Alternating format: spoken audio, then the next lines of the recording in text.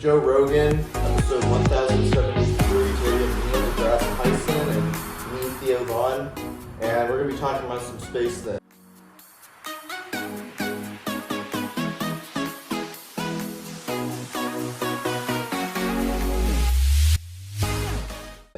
Hey guys, it's Neil deGrasse Tyson. Hey guys, as Joe Rogan and the host of the podcast, I would like to talk about space and the Big Bang. And what we are going to be doing today, we're going to be discussing what the Big Bang was like and what the Big Bang caused, and also some theories on it, and basically everything we learned in Dr. Bell's comprehensive astronomy course. I'd like to start off with Neil deGrasse Tyson.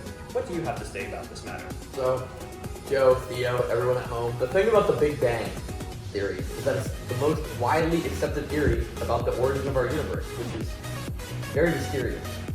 It combines research from many different fields of study.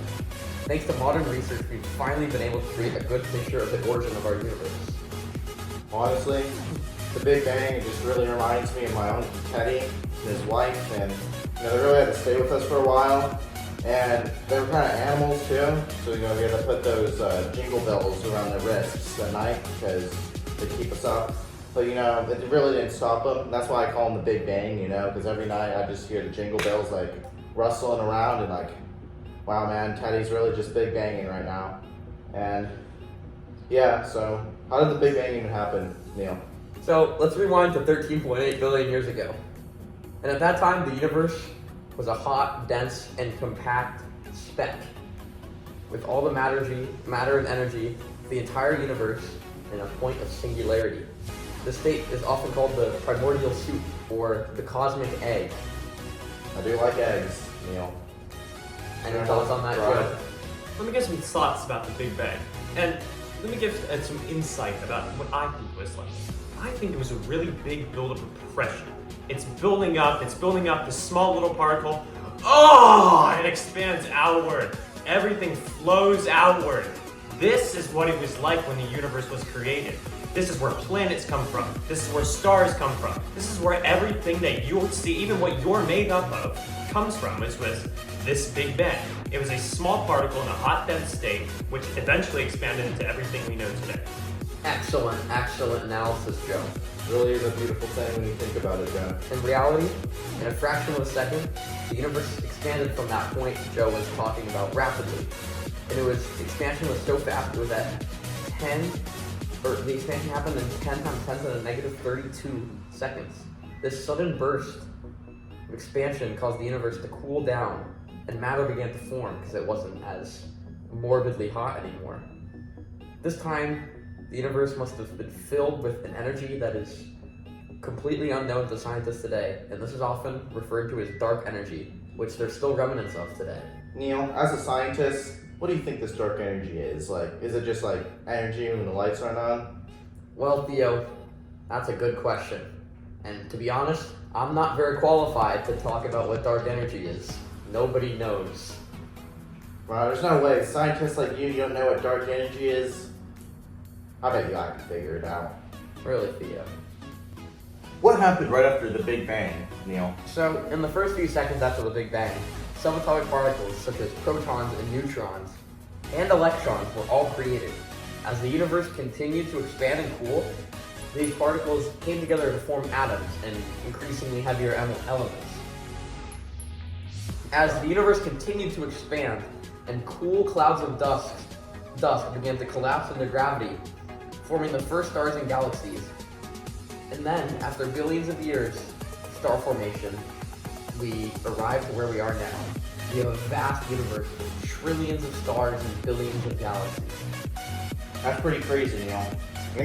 How do we know all this stuff's for real though? I had this Uncle Freddie. I think he was a real sciencey kind of guy, and I think some of his buddies, they called him Sir Fred Hoyle, and he believed in this thing I think he called like a steady state theory, and he said that he thought the universe was always as it is, and always going to be the same forever, and it's never going to change. It's static, basically, not unchanging. What do you think about them apples, Neil? See, the thing about your Uncle Fred and his theory is that he's wrong, because the Big Bang Theory is awesome for a variety of reasons. The thing about it is that scientists have been able to observe the afterglow of the Big Bang, which is known as the cosmic microwave background. The discovery of this is thanks to scientists Penzias and Wilson. They were able to pick up inexplicable radio signals no matter where they were and at no precise place in the sky. Yeah, honestly, that does sound about right. He was kind of a cruddy scientist, I heard. He had to have a drinking problem. He would always come into work pretty drunk. One thing we do know about the universe is it's constantly expanding. Everyone is moving apart from everyone, as everywhere in the universe is constantly growing.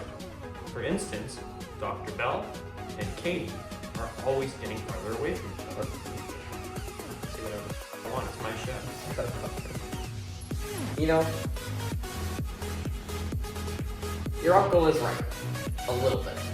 The Big Bang Theory doesn't completely cover anything, or everything, because there's a lot of things in our universe that we don't know about, specifically dark matter and dark energy, which actually makes up the majority of the matter in our universe. So, obviously the Big Bang Theory isn't perfect, but your Uncle Freddy needs to step up the science game a bit. Yeah. Well, he's dead. He couldn't quit drinking, his wife shot him. Man, that's thanks for Uncle Freddy. So, Joe, what do you think about this Big Bang stuff? You think he's for real? I Or you think he's pulling our leg? I think Neil deGrasse Tyson might be lying to us, and I think he's served long enough on this show to know that that doesn't go over well for our guests. No! The Big Bang Theory is true, guys. I told you about the cosmic microwave background and the point of singularity. What's not to get? I mean, he does have some pretty sciencey things, sounding things backing him up right now. No, I think he's lying, and Listen, Joe, what experience do you have in science? I'm Neil deGrasse Tyson. Well, I tend to know more about the universe than most people would perceive. I did a lot of substances that were created by the Big Bang, and it really opened my mind to the world of possibilities that is this theory. And that's why I think Neil deGrasse Tyson. This is a very good theory. Thank you, Joe. Wow, Joe. That is true. I think this Neil guy is pretty smart. Interrupt us as much as he does know what he's talking about. Well, looks like we're getting a call from one of our viewers. Colton from Florida. What do you got to say about all this? Hey Joe Rogan, really big fan here. You know, I'm listening to this podcast and I'm hearing Neil deGrasse Tyson talk about this whole Big Bang Theory. I'm not convinced. What's that about? Theo Vaughn, I think he's on to something. His stories are right on point. They seem a whole lot more believable than Neil deGrasse Tyson. Thanks for my call. Right. Listen, Colton. Clearly you have not listened to the things me and Joe have been saying on this podcast. Let me reiterate. The universe is way too homogeneous. So there's no way the universe was able to reach equilibrium if it wasn't extremely small at some point, thus taking us back to the origins of the Big Bang Theory and the point of singularity. Nothing that we observe today would be explainable if it weren't for this awesome theory that's so widely accepted. What is there not to get? I mean, sounds good enough for me. I don't know, Colton. You think that's true? I think he's got the data to back it up. Thank you. We finally got Theo on board. Now that I've gone back to high school, the Big Bang Theory has helped me a lot in my studies in astronomy and Dr. Bell's astronomy course, and I'm really glad that Neil deGrasse Tyson took the time to teach us all about it. What do you have to say about this, Theo? Honestly, I really love learning about the Big Bang with Neil, and he's a pretty smart guy, even though he's got a bit of an attitude sometimes.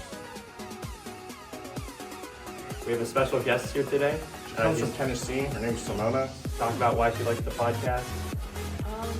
I really enjoyed this podcast. Thank you guys for having me on.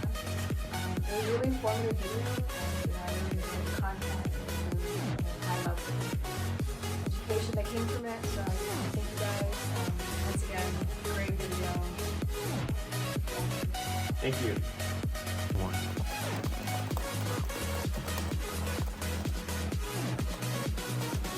Oh my god. I found dark energy. Why are you taking a video?